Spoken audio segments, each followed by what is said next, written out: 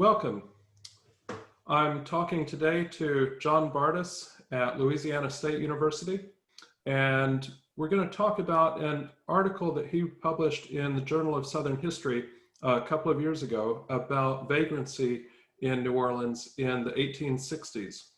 So to start out, John, maybe you could tell us just a little bit about some of the demographic changes that happened in the city in the 1860s, and why does vagrancy become an issue that the state, broadly conceived, from local government to the federal army, gets involved with? Well, thank you so much for having me, first of all. So to answer your question, when the Union Army began advancing across the South, tens of thousands of formerly enslaved people essentially emancipated themselves and made their way to Union-occupied cities. This happened in southeastern Louisiana, but this process was happening, of course, all throughout the South. This was an incredible demographic change for these cities. To put it in terms of hard numbers, the Black population of New Orleans between the 1860 and the 1870 censuses increased by about 30,000 people, while the white population stagnated or declined. And again, these similar demographic changes were occurring in Memphis, Savannah, Charleston, really throughout the urban South. For police in southern cities, vagrancy became the critical legal tool for regulating this massive influx of unemployed and underemployed migrants from rural plantations. And so, of course, in the early part, or sort of during the war, in the beginning part of your article, it's really the Union Army which is the police force for the city. And as we were talking before we started recording, we usually think of 1865 being a big turning point in terms of emancipation, but in some ways what you discuss here actually puts 1866 as more of a turning point. Can you talk a little bit about how things change and what doesn't change when the local government takes over policing this from the federal government? Right, so I mean, exactly as you say, when the Union Army first arrived in New Orleans in 1862, initially the Union Army and local police try to work hand in hand in curtailing this massive influx of, at this point, still legally enslaved, although in practice, self-emancipated people from the countryside. So police and federal military policemen worked together to perform mass arrests of people and to relocate them back to plantations. Initially, they were arresting them as fugitive slaves. After the Emancipation Proclamation, the official policy of the federal government became that they would assist in, they would no longer proactively try to uphold slavery in quite the same way they had during 1862. So they transitioned to using vagrancy law as a way of regulating this migration. They were no longer arresting people as fugitive slaves. Now they were arresting them as vagrant freed people. This 1866 is a tremendous pivot point, not only for policing in New Orleans, but for Reconstruction policy throughout the South. So there are two back-to-back massacres, one in Memphis and one in New Orleans, where police essentially lead pogroms against Black communities in these cities. This horrifies the nation. While these events are going on, the North was growing similarly enraged by the passage of Black codes, which combined with these massacres conveyed to Northern public opinion a sense that that the white South was attempting to reinstitute slavery or something very much like it. They were not entering the post-emancipation era in good faith. So with this changing public opinion in the North, the federal government's approach to freed people shifts from assisting local police forces in arresting them and forcibly assigning them to plantations, away from those sorts of coercive policies and towards more of a policy of allowing free people to select their own employment and to migrate as they see fit. After 1866, local Southern police forces are more or less on their own in policing freed people without the help of the federal government to arrest and forcibly relocate people. Mm-hmm. And one of the other things that I thought was particularly interesting about this article was, we know that one of the things that makes New Orleans fairly unusual is the very strong profile of the community of free people of color, which is much bigger and more powerful and more rooted than even in other port cities like Charleston. But the enforcement of vagrancy policy sort of politically seems to drive free people of color and formerly enslaved people together. Can you say just a little bit more about why that happens and what's become significant about that? Right, well, free people of color in Louisiana were an incredibly diverse group politically. There were some on the liberal wing of this community that recognized that the discrimination that they faced was directly a product of slavery, and that because of that, their fate was inexorably bound to the freedom of the enslaved and the formerly enslaved.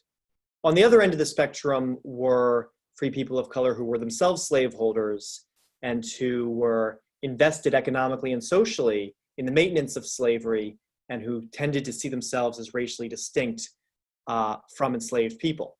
So when the Union Army arrived, local authorities across the South perceived that free populations of color were secretly in allegiance with the Union Army, were secretly helping the occupiers. Accurate or not, this was the perception among Southern whites. Police forces throughout the urban South began using vagrancy laws to harass free people of color. To free people of color, this seemed patently absurd because they were being arrested. These were, in many cases, well-to-do businessmen and their families who were being arrested nominally under the accusation that they were unemployed transients. This was not only patently absurd, but it was terrifying because they were faced with the threat of forced relocation to the countryside. And it was also, of course, profoundly humiliating for a well-to-do person to be seized in public and declared transient. Was considered just a profound, was, for obvious reasons, profoundly humiliating. So in response, I think free people of color in New Orleans and elsewhere correctly perceived that a new racial order was being constructed, that these old divisions between free people of color and Black menial laborers, that distinction was falling apart. And the new racial order that would define Jim Crow was beginning to emerge.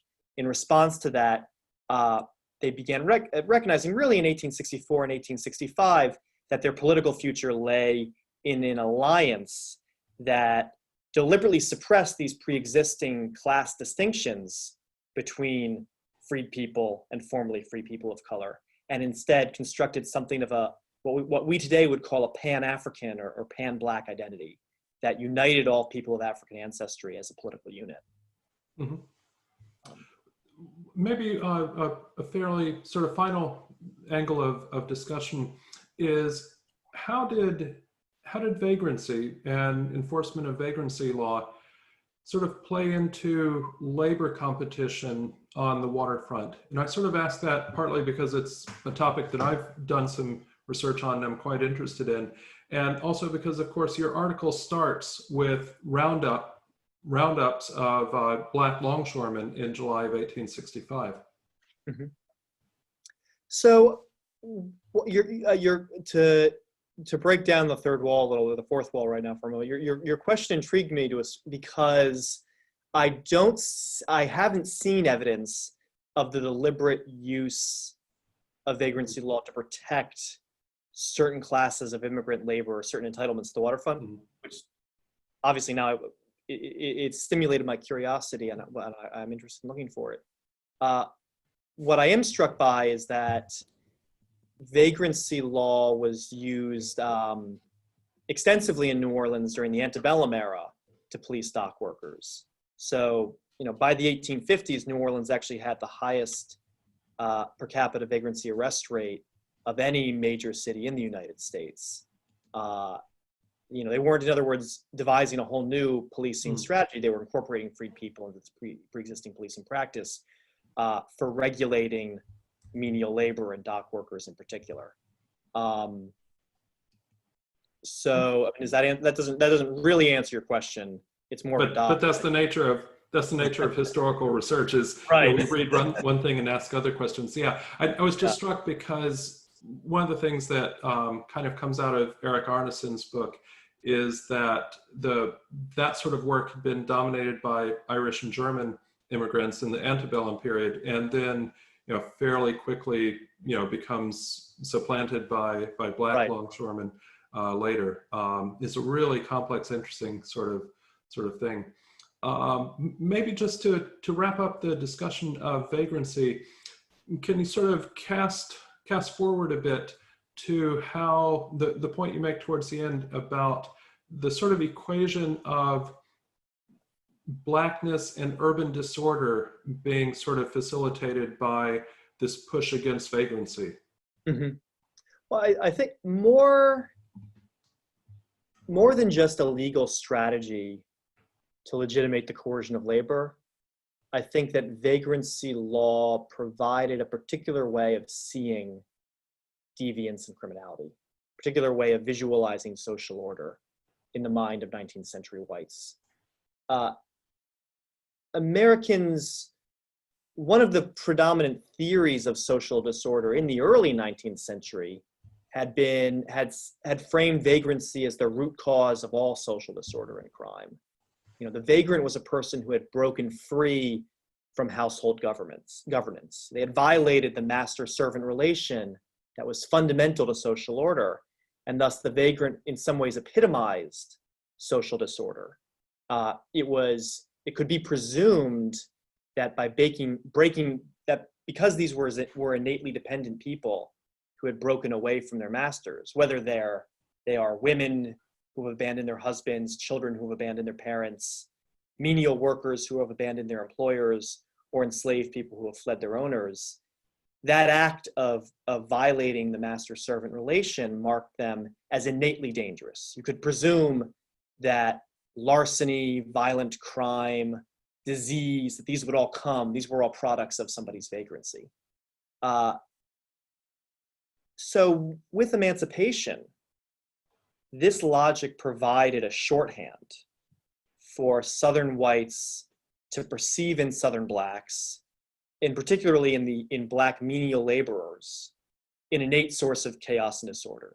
That a black man, say, standing on the street corner by himself, loafing or loitering, that was an imminent criminal threat. That that blacks were innately idle, that black idleness was innately dangerous, and that the state needed, just to maintain social cohesion, needed to constantly punish and police and regulate black underemployment and idleness, and prevent the imminent criminal disaster that was going to emerge if black menial laborers were allowed to exist autonomously. Yeah. That's great. Thanks very much for this really interesting discussion on an interesting article, which is part of, as we always say, is part of a larger project. And we'll be on the lookout for more from you later. Thank you.